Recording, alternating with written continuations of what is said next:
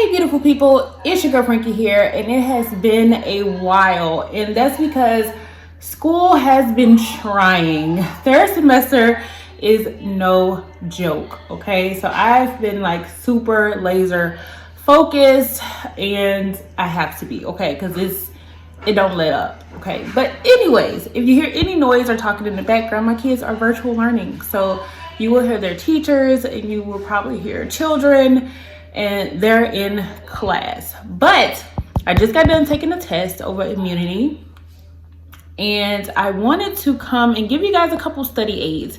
And I wouldn't give you something that I don't do or that I don't try. So these study aids I've tried on this test. Some of them are pretty new that I've tried for studying for this test. And because my test went extremely well, I know that these study aids they work. So I want to share that with you guys. If you have incorporated some of them, wonderful, then you already know. But some of them, if you have not tried, give it a try and see how it affects your next test when you take it. So I'm super excited to talk about it. I know my hair is a little different, but I really want dreads. I'm just saying. But yeah, so I want to show you guys these study aids. I'm going to show it to you, demonstrate some of them, and hopefully it just really helps you. As you guys know, nursing school is hard. It is not easy. And the more studying techniques and methods that you have, the better you are to succeed on your test. Okay, let's just be honest. Because some study methods work for some, it may not work for others, and vice versa. So it's all about trying, and whatever it does work for every test that you do, then you keep that. Don't be changing stuff that's working for you, okay? So hopefully you guys find this video helpful. And if it is some study tips that you have not even thought of or thought to do, then I would love for you to comment that down below. And of course, if you have any other study tips or tricks that you have, put it down below for all of my new nurses that are looking for a little help. And even my older nurses that have been out of school for a while and going back for their RN or deciding to do an LPN program, then I'm gonna need y'all to help them out, okay? Because that's what we all about. So before I go ahead and get into those study methods, don't forget to subscribe, comment, share, and give this video a big thumbs up. And yeah, we're just gonna jump into these methods because I feel like you need them ASAP. All right, guys, so the first study method is this whiteboard. And yes, I know you're thinking what is this girl doing with this whiteboard? Well, let me tell you why we are going to use a whiteboard, okay? So a couple weeks ago, I was watching YouTube because I just really enjoy watching other students' methods and studying habits and things like that, so I can improve my studying habits and methods, and also to learn new studying habits and methods. And one of the YouTubers mentioned a whiteboard. Now, this whiteboard, you can purchase a whiteboard from anywhere that sells school supplies, to Dollar Tree, Walmart, Target. I'm sure Walgreens has some, and any places like that, and also Amazon. And what you want to do with the whiteboard is, without looking at your notes, you want to write a topic, and then you want to list what do you know about that topic. And if you make a mistake, well, after you write what you know, you will compare it to your notes to see if you really know that. And if it's something you do not know, you erase it, study your notes, rewrite it. But if you just really do not know any of it, then you may want to study your notes a little bit longer. But what this does is cut down on paper usage, and it helps with your memorization and how to apply what you have learned. So for example, my whiteboard is a little dirty. But for example, since we did immunity and we did HIV, I'm going to do HIV. So at the top, you'll write HIV, and then I'm going to do the initial symptoms, and then you'll write, then you'll write initial signs and symptoms. And I know when you're infected with HIV, you will start noticing symptoms around 2 to 4 weeks of exposure, even though you may not realize you have been exposed to HIV and that you have contracted it or that you have it. So I will put flu-like symptoms.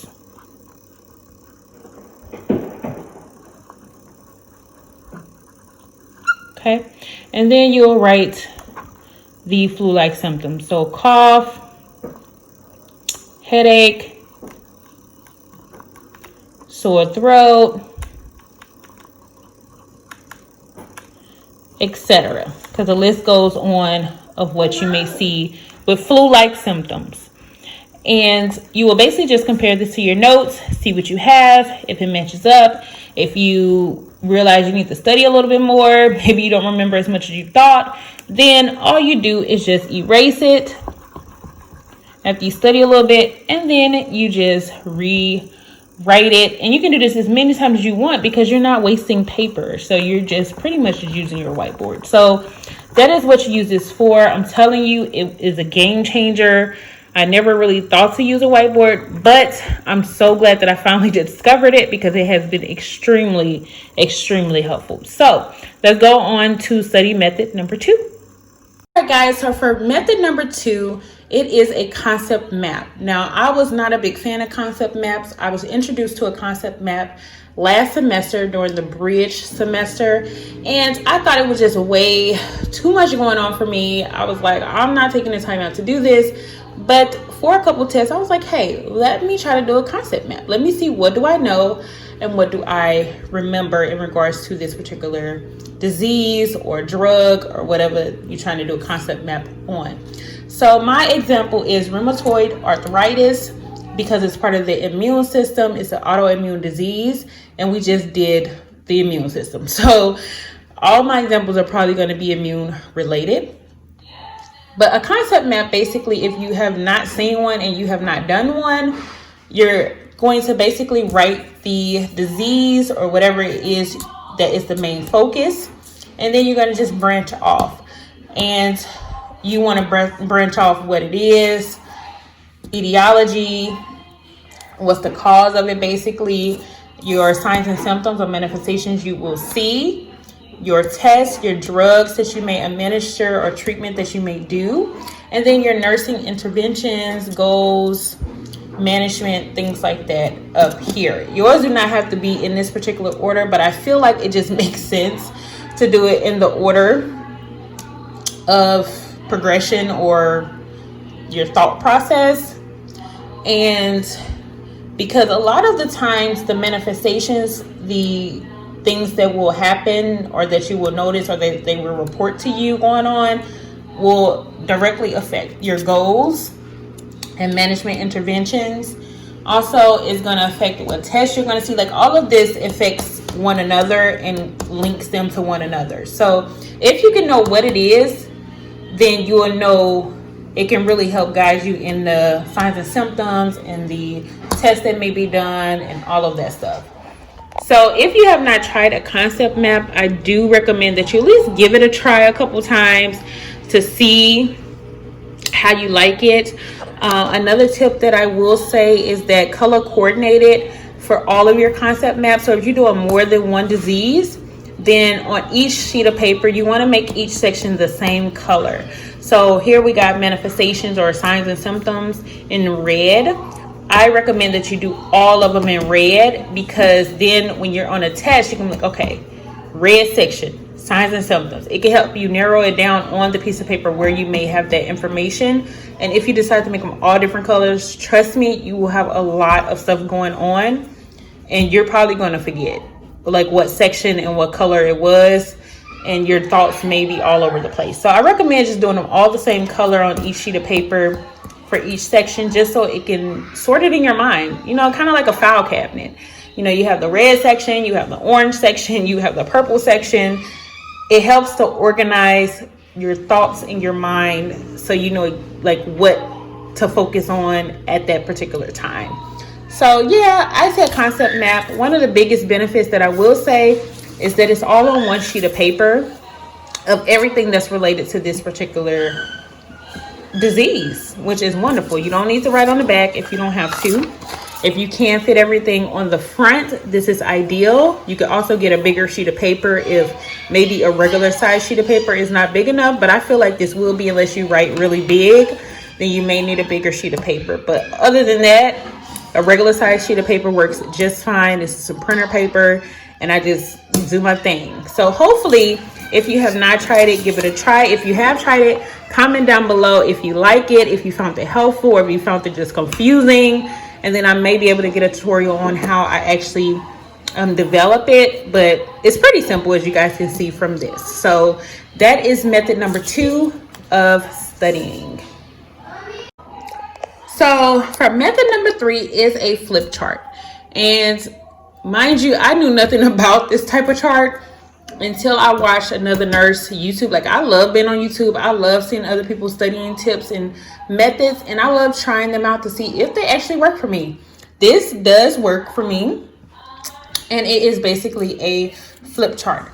And you got different levels, immune system. Talk about whatever you want to talk about on your levels. If you have space, it's good to kind of write it down here so you know which tab is for what.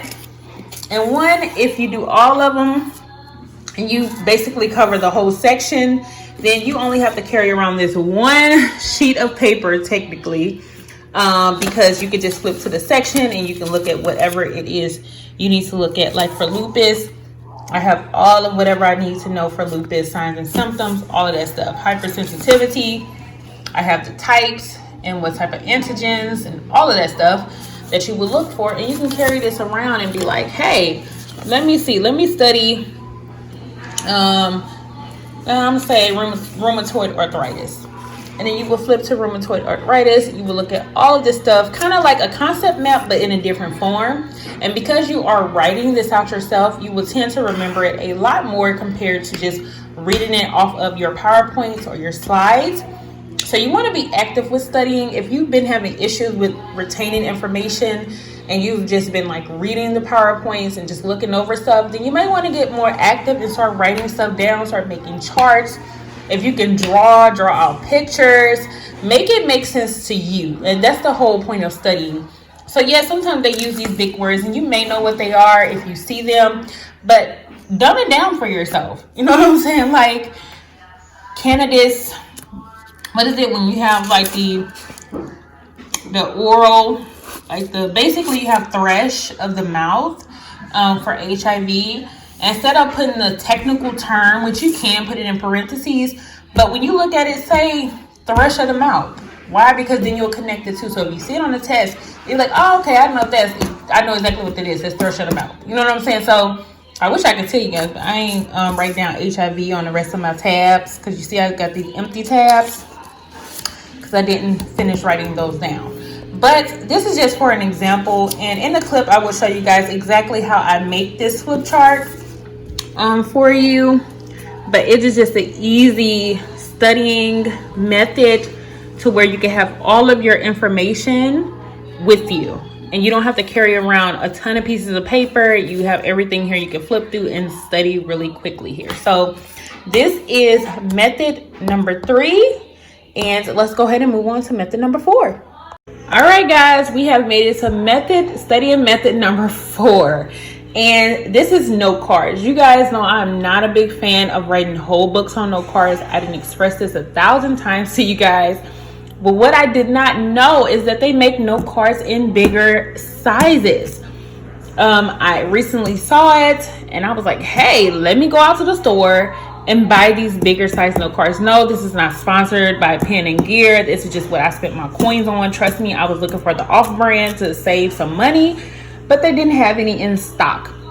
So I ended up getting Pen and Gear, and I just want to show you guys. So you have the regular size note card right here, which you can get from Dollar Tree for $1. Walmart have them for like 98 cents or 88 cents, is your preference. But I do know they carry these in these regular size and regular like standard like notebook kind of things. And then they also have colored ones at Dollar Tree. I'm sure Walmart and stuff and Target have them too, but I usually get mine from Dollar Tree. Now, if you compare, you have these colorful ones. Look how much bigger this note card is than that. And this one is even more bigger. So I usually use small note cards. What I've been using is just to do kind of like drugs, lab values, things that are kind of short, where I can kind of just like do points or bullets. That looks like a lot, but it's really not a lot. Points and bullets on them, I use that. Now for these bigger ones, I have been using for my drug cards. And if you don't know nothing about pharmacology and how important it is, I will do a separate video on that because we can talk about that all freaking day. But for this, for example, I have the HIV drug therapy heart. And on the back, how I do it, I will put the class, the drug, the action, and then a nurse's action / teaching. You also can put the effects, what the effects may be of the drug. It's completely up to you what you put on the back, but I kind of just make it like a chart. You can draw lines to separate the sections. It's really all up to your creativity. But I have a drug card, and this is just for all of the HIV drug therapy that my teacher went over and that we need to know. I have it all right here on the back of one card. So I can just look at this card, I can study it, flip it over, and say, okay, what are the drugs that entails the HIV drug therapy? What drugs would they most likely be on? And then I can just try to recall what I have seen and what I have studied. And then I can look at it and say, oh, okay, I got that right. Okay, well, I completely missed that one. So I need to come up with some type of thing to remember that. So note cards, it's not going to be very long talking about note cards, but you can kind of just do different things. If you want to do them one by one, like a drug one by one, but this card is too small, then you also can opt for a bigger size, a 4x6, and this is a 5x8. And this is come in multiple colors. So if you want to do all HIV drugs in pink, all rheumatoid arthritis in green, like you can kind of separate the cards depending on how you want to do it. And you just need more space. Say you just write bigger, then you may want to opt for a bigger option. And I love testing myself with note cards because you can sit here, read the front of it and say, okay, what do I know? And then flip over to the back and say, okay, I got that wrong. I need to study this more. And then you can carry these around in your pocket. For the bigger ones, I fold in half to carry in my pocket, just because, you know, you don't want this big, long note card sticking out of your pocket. So I fold mine in half. But it's a quick and easy way to study when you're just out and about, or if you have some downtime, or say you want to sit at the park, then you can just pull out your note cards and you can study that way by testing yourself of what's on the other side of the card. And you also can flip it over and do the opposite. Look at the back and then say, okay, now what is this for? And then flip it over to see. So this is just another studying method that I feel like a lot of people sleep on, which I use note cards, but just not like a lot, just because I like it to be short and sweet. But now that I have bigger note card options to choose from, I'm able to write a little bit more information and make charts and things like that on the back if I really feel that I need to do it. If it's not too much information, then I can make charts and grids and stuff like that. So definitely give it a try. If you struggle with the small ones, then look into some of the bigger options and see how that works for you. So I hope that one helps.